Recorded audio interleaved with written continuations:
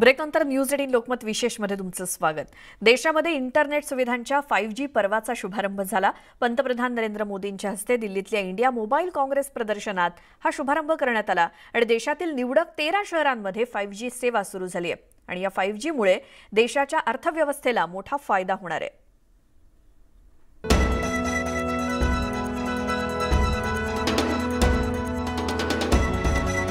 पंतप्रधान नरेंद्र मोदी यांनी 5G पर्वाच्या माध्यमातून देशात नव्या डिजिटल आणि औद्योगिक क्रांतीची सुरुवात केली आहे। 5G मुळे देशाच्या अर्थव्यवस्थेला $450 अब्ज चा फायदा होणार आहे।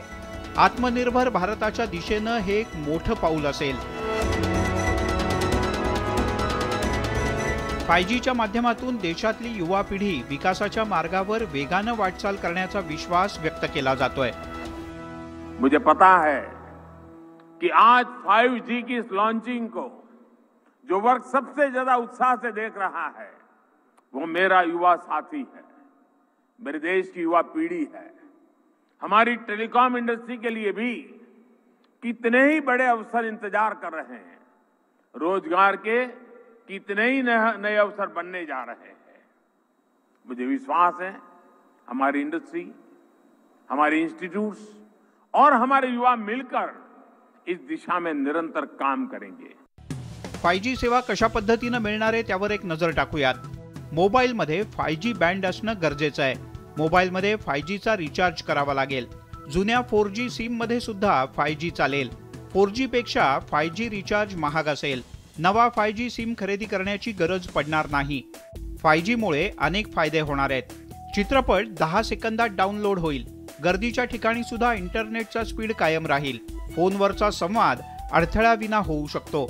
इतकंच नाही तर इंटरनेट सेवा 10 पट अधिक वेगाने मिळेल आणि व्हिडिओ कॉलचा सुद्धा दर्जा सुधारेल। या सगळ्याचा अंतिमतः उपयोग शिक्षणाचा दर्जा सुधारण्यात सुद्धा होणार आहे। I think of 5G as an acronym for 5 goals that fundamentally can transform our nation. First, 5G and 5G enabled digital solutions can bring affordable and high quality education and skill development within the reach of common Indians. This will help young Indians realize their full potential by arming them with world-class capabilities and competencies so that they can earn more and make India globally competitive. देशात पहिल्या टप्प्यात 13 शहरात 5G ची सेवा उपलब्ध होतीये।